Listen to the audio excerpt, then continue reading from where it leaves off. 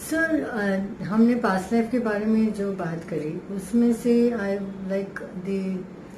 Want to know कि life between lives क्या होता है और लाइफ आफ्टर डेथ क्या होता है। मतलब लाइफ आफ्टर डेथ होता है, लाइफ बिटवीन लाइफ्स होते हैं, ये कैसे होता है? मतलब बहुत सारे लोग पूछते भी हैं कि इसके बीच में क्या हुआ, हमको वो चीज़ याद क्यों नहीं रहती है, ये चीज़ याद क्यों नहीं रहती है। अगर हम if we talk about rebirth or something like that, also wanted to talk about certain people who remember the place, वो लोग उनको याद रहता है कि हम यहाँ पहले आए हैं।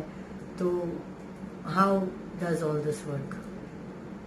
ये मुझे बहुत अच्छा लगता है आपका प्रश्न पूछने का ढंग। आप इतने सारे प्रश्न एक साथ जोड़ के पूछ लेते हो, तो मुझे बहुत अलग अलग करके उसको जवाब देना पड़ेगा। पहले तो लाइफ, अगर हमने पास्ट लाइफ को एक्नॉलेज किया है, अगर हम मानते हैं पास्ट लाइफ है, तो ये बहुत ही संभव है कि हम ये भी मानेंगे कि लाइफ आफ्टर डेथ है, और life between life is also life after death और लाइफ बिफोर बर्थ। सिर्फ इस संबंध पे अगर हम बात करें तो ये बहुत समझना जरूरी है कि वो स्थिति कैसी होती है, और वो समझना काफी मुश्किल ही नहीं, काफी हमें लगता है कि इसके लिए मान्यता चाहिए कि हम मानते हैं कि लाइफ आफ्टर डेथ है, इसलिए है। अगर हम किसी कल्चर की बात करें, हम संस्कृति की बात करें, तो हिंदू धर्म इसे मानता है, कोई धर्म इसे मानता है, कोई धर्म इसे नहीं मानता है। मुस्लिम धर्म नहीं मानता है, क्रिश्चियनिटी नहीं मानती है। लेकिन क्रिश्चियनिटी क्या बोलती है कि नहीं, जैसे भूत प्रेत होते हैं क्रिश्चियनिटी में, तो ये डेफिनेट है कि लाइफ आफ्टर डेथ की बात हो रही है। और हिंदू धर्म तो बहुत स्पष्ट रूप से मानता है लाइफ आफ्टर डेथ। इसने इतने सारे रिचुअल्स बनाए हैं, और पूरे साल वो मृत्यु के बाद वो रिचुअल्स चलते हैं, और एवरी ईयर उसके पीछे श्राद्ध होता है। तो ये एक्नॉलेजमेंट है एक तरह से कि हम लाइफ आफ्टर डेथ को एक्नॉलेज कर रहे हैं। अगर आप ये सब विधि करते हो तो ये बहुत ऑब्वियस है कि आप उसमें बिलीव करते हो। सब बिलीव करते हैं इसलिए है कि है इसलिए बिलीव करते हैं? नहीं, जो है इसलिए रिचुअल्स हैं, रिचुअल से इसलिए आप करते हो बिलीव, क्योंकि है इसलिए बिलीव करते हो। बिलीव करते हो इसलिए नहीं है इस केस में, बहुत स्पष्ट रूप से। तो प्रक्रिया हमारे रिचुअल्स की थोड़ी सी बात कर ले इधर, और उसकी परिस्थिति की बात करें। द मोमेंट किसी इंसान की मृत्यु होती है,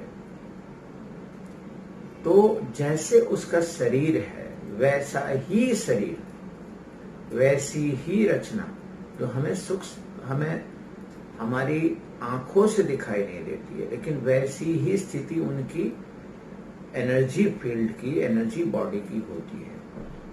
और वो उठ के वो हर चीज करने की कोशिश करता है कि वो जैसे वो कर सके। जैसे अगर मैं पानी का ग्लास लेता हूं, तो वो भी पानी का ग्लास लेने की कोशिश करेगा, लेकिन वो उसे होल्ड नहीं कर पाता। या मैं मोबाइल पकड़ने की कोशिश करूंगा, लेकिन मैं पकड़ नहीं पाऊंगा। तो उन्हें ताज्जुब होता है कि ऐसा मेरे साथ क्यों घट रहा है, और धीरे धीरे वो वापस बॉडी में आने की कोशिश, या पूरी बॉडी में से निकल चुके हैं या बॉडी में आने की कोशिश करते हैं। तो वही जगह पे आके वापस लेटते हैं, या देखते हैं कि मैं शरीर हिला पाता हूँ कि नहीं, कुछ कर पाता हूँ कि नहीं। फिर धीरे धीरे उनको समझ आ जाता है, वो उसको समय लगता है। धीरे धीरे उनको समझ आता है कि नहीं, ये मैं बोलने की कोशिश करते हैं, आवाज निकलती है, लेकिन वो बोल नहीं पाते हैं। सुनने की कोशिश करते हैं, लेकिन वो सुन पाते हैं, समझ पाते हैं चीजों को। इंद्रिया नहीं है, भाव से समझते हैं। ठीक है ना?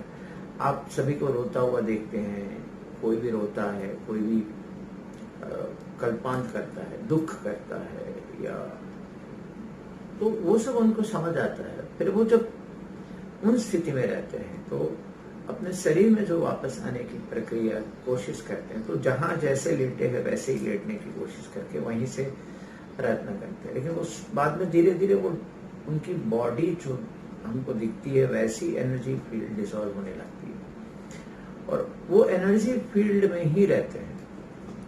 अगर कोई भी ऐसा कैमरा, कोई भी ऐसी एनर्जी फील्ड को पकड़ने वाली सिस्टम अगर हम वो सूक्ष्म शरीर को पकड़ सके तो हम उस एनर्जी फील्ड को क्लियरली देख पाएंगे और हम उनकी भाव, उनकी फीलिंग्स को समझ पाएंगे।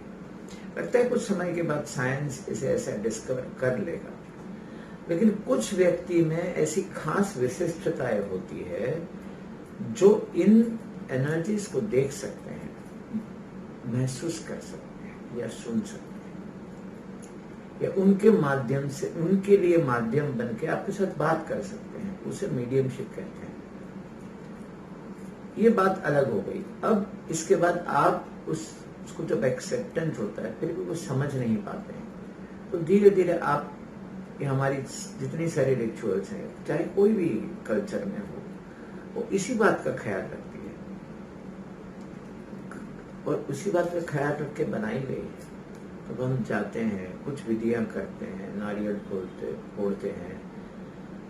हर एक धर्म अपनी अपनी तरह से चीजों को करता है।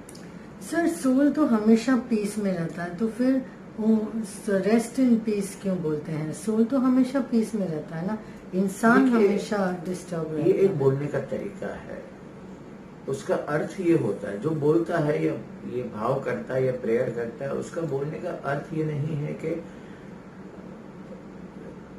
जब पीस बोला गया है, पीस शायद मैं मानता हूँ ये सही शब्द नहीं है, लेकिन उसके पीछे का भाव बहुत इम्पोर्टेंट है कि सोल अपने में स्थित हो जाए।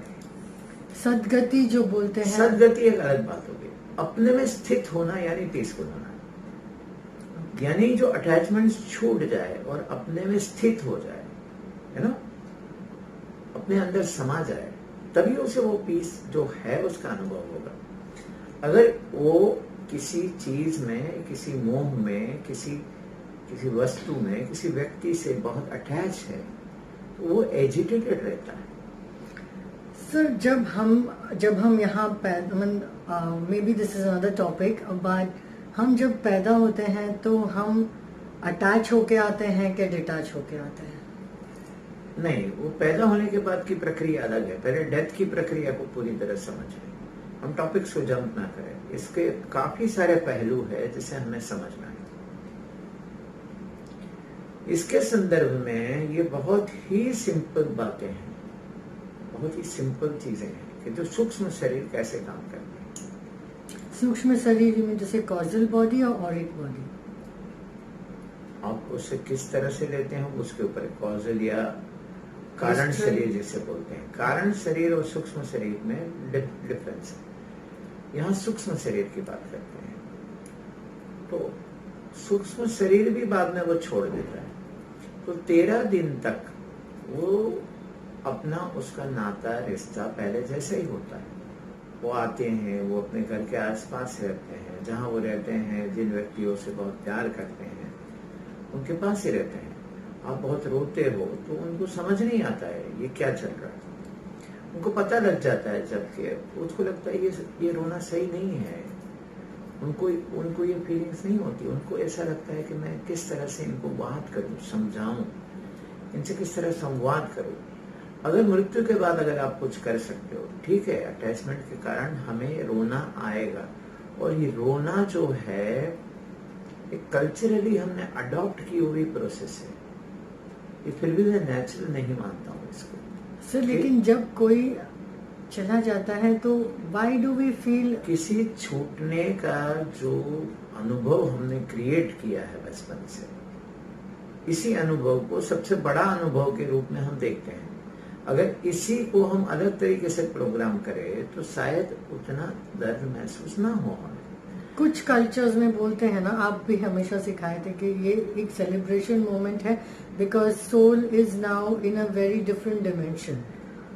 आई मीन, जिसे डिफरेंट डायमेंशन कहा गया है, उसे वेरियस डायमेंशन के बाद उसे भी बाहर जाना पड़ता है।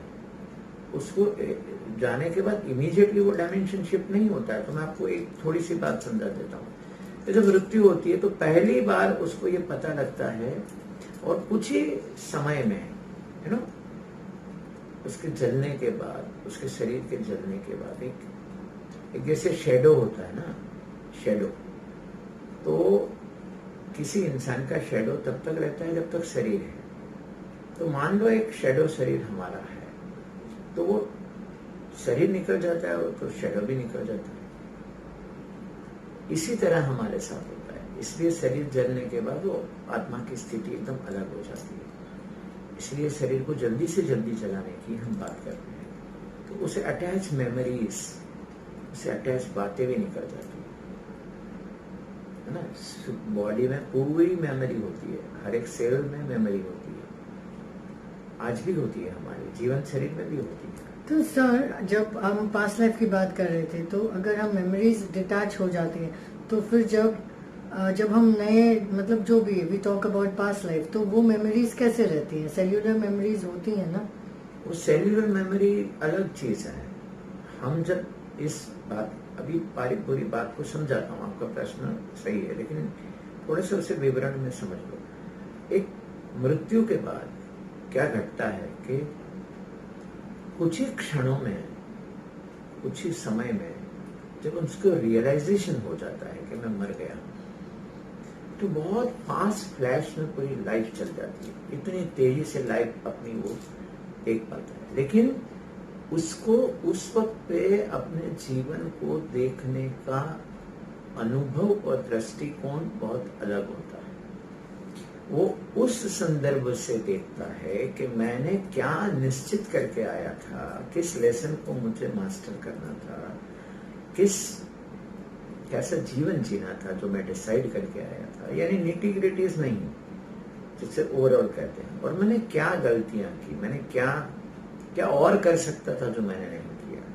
तो वो जाने के बाद, वो एक 13 दिन के बाद जब अटैच हो जाते हैं कंप्लीटली एक दूसरे के साथ, यानी वो सोल को फ्री करते हो, तो एक वो जब जन्म लेते हैं, अब यहाँ पे जन्म लेने की प्रक्रिया में जाना पड़ेगा कि एक सोल डिसाइड करता है कि मुझे जन्म लेना है, तो वो उस समय पे अपनी परिस्थिति, क्या लेसन मास्टर करना है, उसके ऊपर ध्यान केंद्रित कर कि भाई मुझे ये लेसन के लिए भेजो।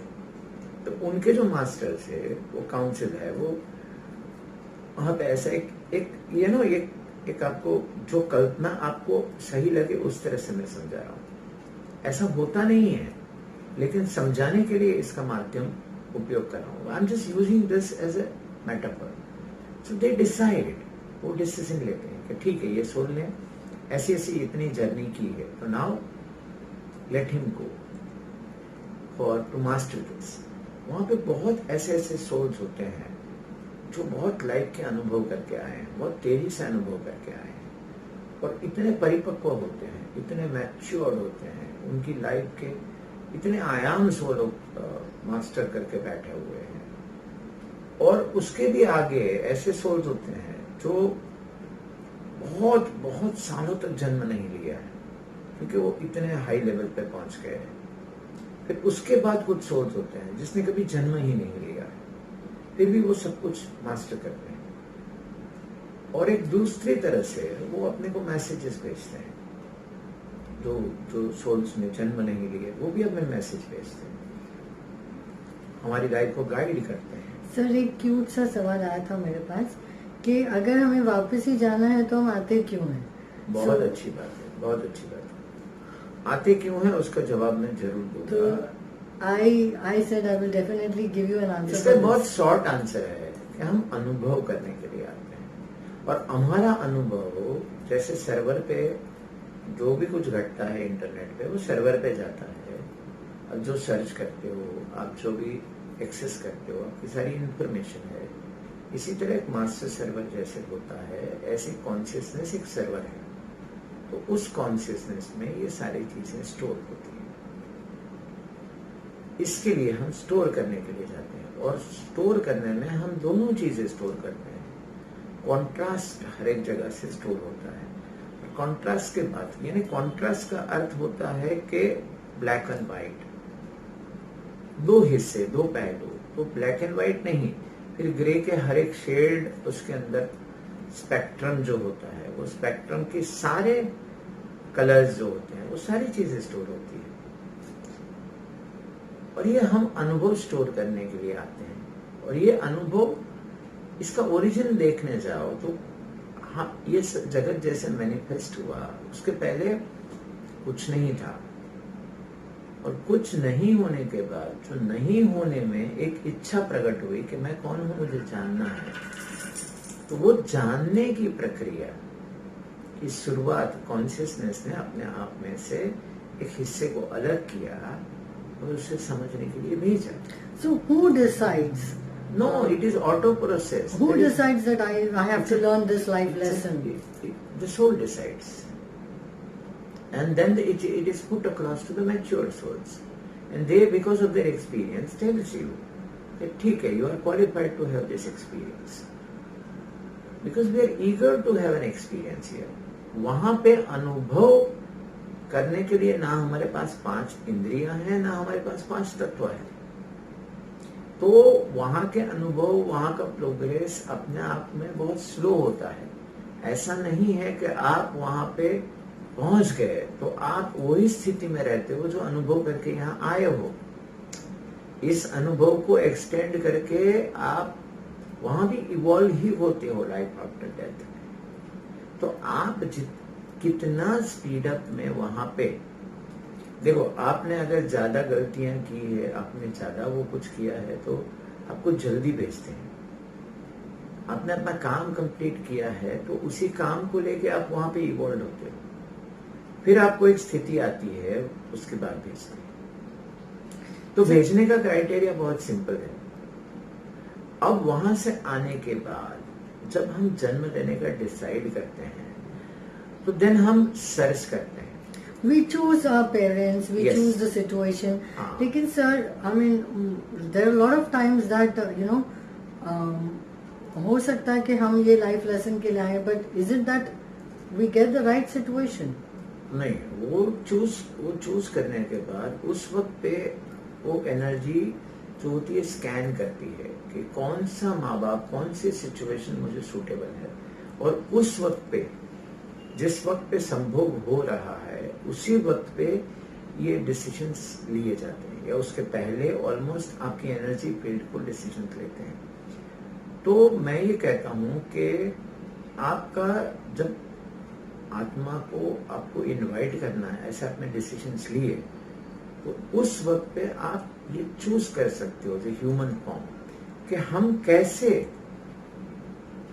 कैसे एक अच्छी आत्मा को अपने अंदर प्रवेश करने के लिए अपने आप को तैयार कर सकते हैं। ये दिनों की बात नहीं, घंटों की बात नहीं है, दिनों की बात नहीं है। इसके लिए काफी समय लगता है। यानी आपने डिसाइड किया कि 2, 4, 6 महीने में आई वांट टू कंसीव, तो you to start making changes within yourself. उसके लिए हर व्यक्ति की अपनी रचना के बाद वो उसका समय डिसाइड होता है। जब हम डिसाइड करते हैं, हम जन्म लेते हैं और आत्मा उधर रहती है। जब सेल्स बनते हैं तो सेल बनने के बाद आत्मा इमीडिएट नहीं आती है, उसके बाद कुछ समय जाता है, फिर आत्मा का उसमें प्रवेश होता है।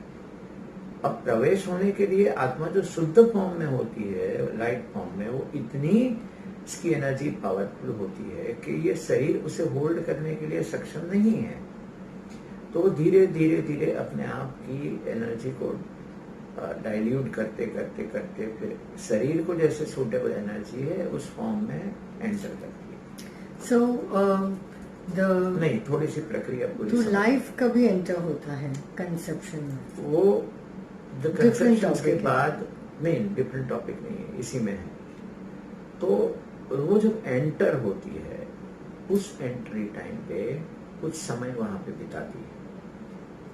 फिर एग्जैक्टली कुछ समय बिताने के बाद वो सारी चीजें मदर से आती हुई फील करती है। तो उसका जो इम्प्रिंट है वो चालू हो जाता है अंदर से। मदर, फादर और आसपास की कंडीशंस को वो एब्सॉर्ब करने लगता है आत्मा। फिर वो अलाइन होता है कि क्या ये मेरे पर्पस से अलाइंड है कि नहीं है। अगर अलाइन नहीं है तो वो छोड़ने की कोशिश कर सकता है, और उसी समय आत्मा स्वॉप भी होती है। ऐसे कुछ चीजें हो सकती है। और 8th मंथ में वो परफेक्टली डिसाइड करती है कि मुझे इस पेरेंट्स के साथ रहना है कि नहीं रहना। तो 8th मंथ हमारे जो पूर्वज है हमेशा कहते हैं कि 8वां महीना बहुत संभालना होता है। इसके पीछे ये भी कारण होता है कि आत्मा उस वक्त पे एक्चुअली बाहर निकलती है, फिर वापस अंदर जाती है। एंड मैंने like normally when we have studied this sir, बच्चा अपना नाम भी सिलेक्ट करता है। हाँ, लेकिन हाँ करता है। पूरी बात सुनो। तो ये जब होता है, जब वो सिलेक्ट करता है, वो प्रक्रिया घटती है, माहौल एंड एवरीथिंग, वो चेक करता है, तो 8वां महीना माँ को काफी संभालना होता है। उसके बाद वो एक बार डिसीजन ले लेता है, फिर वो स्टैंड रहता है। बहुत सारे केसेस में, मेजॉरिटी ऑफ द केसेस में वो आत्मा रहती है। बहुत एक्सेप्शनल केसेस में वो आत्मा डिसाइड करती है, चली जाती है। और बहुत सारे केसेस में आत्मा स्वॉप होती है कि ये मेरे लिए कन्वीनियंट नहीं है, तो they decide and then they change it. So it is the 9th month is also very crucial for the mother and father to hold their energies in a way that is very important. So I will always say that I deal with everything after death and before birth also. So ये सारी चीजों में हम energetically, the important point is कि ये सारी चीजों में हम एनर्जेटिकली इसे इन्फ्लुएंस कर सकते हैं। ये हमारे पास ये पावर्स है।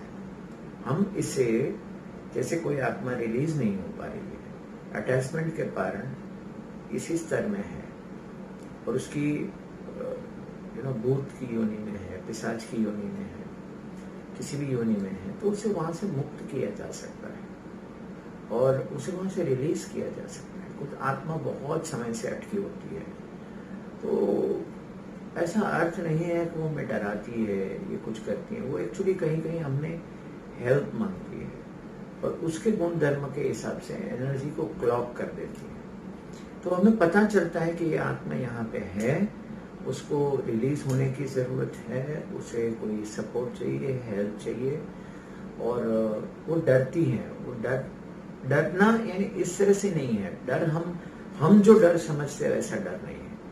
वो इतनी सारी अटैच यहाँ पे हो जाती है कि वो वहां भी नहीं जा सकती और यहाँ भी नहीं रह सकती। वो द्विधा में फंस जाती है कि उतने उसमें, ऐसे कह सकते हैं कि उसमें उतनी डेंसिटी होती है एनर्जी में, इतनी डेंसिटी कि वो लाइट नहीं बन पाती है, वो लाइट में ट्रैवल नहीं कर पाती है ना।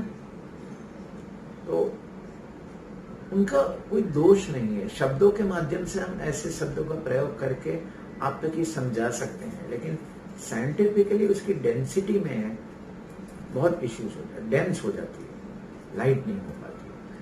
वो जब लाइट होती है तो फिर वो टनल से, वो यानी इस रेलम से बाहर निकल जाती है और फिर अपने प्रवास में चल जाती है।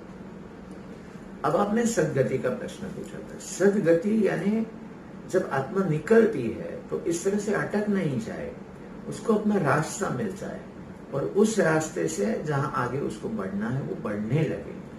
ये एक प्रार्थना होती है सदगति की। सदगति की प्रार्थना में और एक चीज है कि आफ्टर वो जो वहां पहुंच जाती है, उनके मास्टर्स को मिलती है, उनके मास्टर्स उसे वो कहते हैं कि नहीं, मुझे ये करना था, मैंने नहीं किया, अभी मुझे वापस जल्दी भेजो। तो मास्टर बोलते हैं नहीं, अभी तुम्हारी फाइल सब गई है, वो फाइल्स का पूरा विश्लेषण होगा, ये आपका पर्सपेक्टिव है, उसके विश्लेषण के बाद आपको बताया जाएगा कि आपको कभी बर्थ लेना है और आगे का आपका गोल क्या है।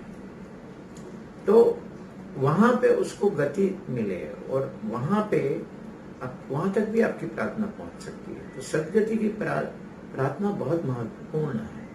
शांति की प्रार्थना इसके लिए है कि वो आत्मा अपने में स्थिर हो जाए, ताकि वो आत्मा अपने वो आत्मा स्वरूप है, आत्मा है, वो अपने आप को जल्दी पहचान ले, तो वो वॉन्डर ना करे यहाँ पे। ये एक मतलब होता है रेस्ट इन पीस का। फिर उसकी गति होती है। उसके बाद जो परिस्थिति बनती है वो बहुत ही एक सब्जेक्ट में बहुत ही इंपॉर्टेंट होती है कि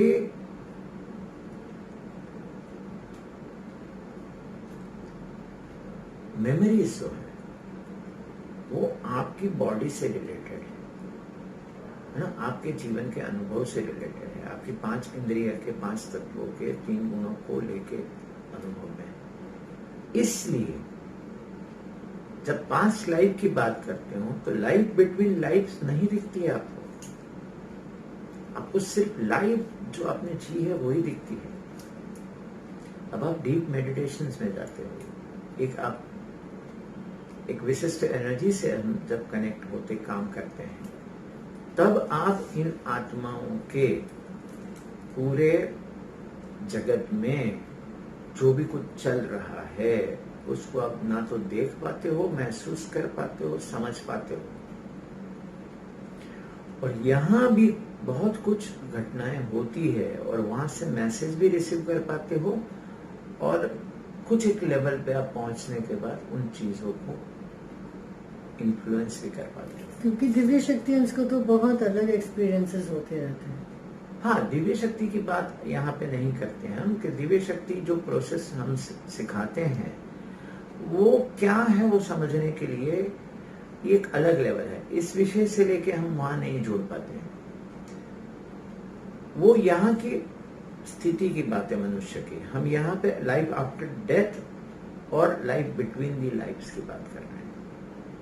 अब इसमें क्या रिसर्च हुआ है, क्या पता लगा है, बहुत सारी किताबें हैं, बहुत सारी इंफॉर्मेशन है, लेकिन हम सिर्फ इंफॉर्मेशन के माध्यम से बात नहीं करते हैं। अगर आप इन पीसेस को जोड़ के देखेंगे तो बहुत कुछ ऐसे दिखाई देगा जो मैं आपको वर्णन कर रहा हूं, मैं आपको बोल रहा हूं।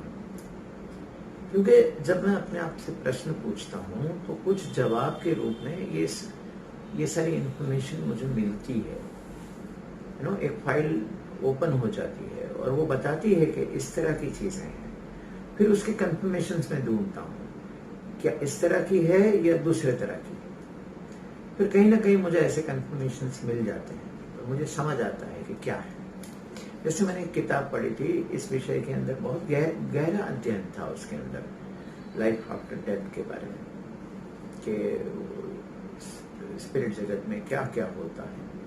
लेकिन वहां पे मुझे कुछ विवरण के साथ मेरी जो अनुभव है या मेरा जो इंफॉर्मेशन है, मैंने जो फाइल्स में डाउनलोड्स आते हैं उसके माध्यम से मैंने जब महसूस किया कि नहीं, ये जो चीजें बोल रहे हैं ये ऐसा नहीं है, ये कुछ अलग चीजें हो रही थी। तो जरूरी नहीं है कि यहाँ के सारे रिसर्च में जो भी इंफॉर्मेशन है वो 100% ऑथेंटिकेटेड है। इसके लिए बहुत सारे स्पिरिचुअल मास्टर्स ने काम किया है, उनको पता होता है। और ये रेल्म अलग है, हर एक स्पिरिचुअल मास्टर्स इसमें एक्सपर्ट्स नहीं होते हैं। कुछ स्पिरिचुअल मास्टर्स इस जगत से कुछ आत्माओं को अपने लिए वो आत्मा उनको हेल्प करती है, और कुछ लोग यहाँ फंसी हुई आत्मा का उपयोग करके भी बहुत सारे काम करवाते हैं। लेकिन ये मेरा फोर्टे नहीं है, ये मेरा काम नहीं है, और मैंने कभी किया नहीं है और मुझे आता नहीं है। लेकिन इस विषय में मैं आपको एक बता दूं कि ये जो मास्टर्स ये सब करते हैं उनको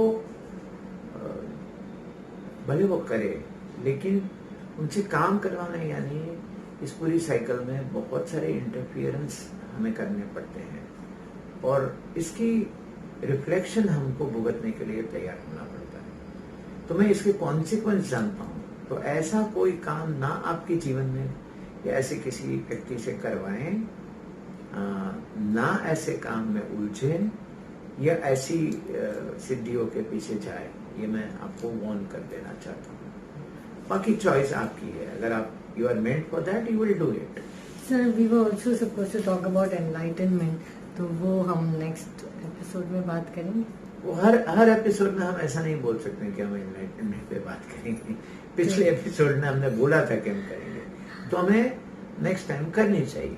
तो आप जो सब्जेक्ट छेड़ेंगे उसके ऊपर मैं बात करूंगा। तो अभी आपको नेक्स्ट टाइम सिर्फ एनलाइटनमेंट का सब्जेक्ट छेड़ना है और कोई सब्जेक्ट छेड़ना नहीं है सर। लेकिन क्वेश्चंस ये सब आते हैं ना, मुझे ये लोग पूछते हैं मुझे, जैसे जैसे हम यहाँ पे कमेंट सेक्शन में लिखते हैं। श्री एक मिनट, जब आपने संगीत है ना किसी भी इंस्ट्रूमेंट को छेड़ दिया जिस तरह से, तो वैसा ही म्यूजिक बजेगा।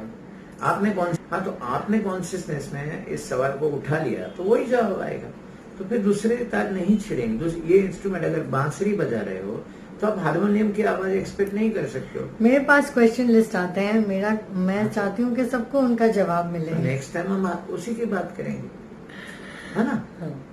वो हम कमिटेड रहेंगे कि नहीं, नेक्स्ट टाइम हम एनलाइटनमेंट की बात करें। एनलाइटनमेंट क्या है उसे पूरी तरह समझे। Also there was a question so which will take up in the next session, that enlightenment होता है तो क्या कैन वी, आई मीन क्या कोई मास्टर किसी को एनलाइटन कर सकते हैं कि एनलाइटनमेंट? वो सारे प्रश्न मुझे तभी पूछना, मैं जरूर जवाब दूंगा। इस वक्त पे आप उस प्रश्न को छेड़े ना, क्योंकि अगर आपने छेड़ दिया तो कॉन्शियसनेस में अब वो चीजें निकलने, आई मीन वो तार छेड़ने, वो फाइल्स खुलने लगती है। और इस वक्त पे 2-3 फाइलें मुझे नहीं खोलनी है एक साथ। सर ये वाला भी आपका मुझे पूछना है। आप जब बोलते हैं फाइल्स खुल जाती हैं, आप बोलते हैं मैसेज आता है, so lot of people keep asking that what is this, is it messages that come or is it the thought that we get or is it our own unconscious that comes out and answers?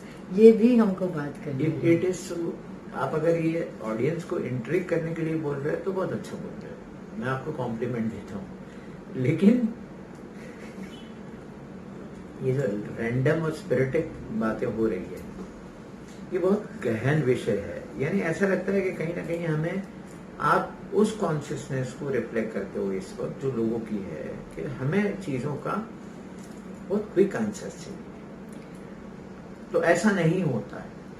ये जो depth कही है वो तो बहुत कम है। इसकी गहराई आप जैसे जैसे आपकी कॉन्शियसनेस, आपकी जो पूछने की इंक्विजिटिवनेस होगी, उतना गहरा आप जा सकते हो।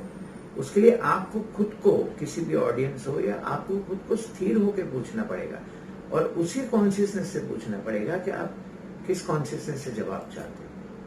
तो फिलहाल इस वीडियो को यहीं पे हम समाप्त करते हैं और 2 विषय के ऊपर हम फोकस करेंगे, एनलाइटनमेंट, दिव्य शक्ति। तो इस विषयों के ऊपर हम फिर कभी बात करेंगे। ठीक है, धन्यवाद। Thank you. एंड आप कमेंट सेक्शन पे डेफिनेटली हमें लिख के भेजिए कि आपको कौन से सवालों के जवाब चाहिए। एंड जैसे मैं तो सवाल पूछूंगी, आप जवाब दीजिएगा सर। Thank you.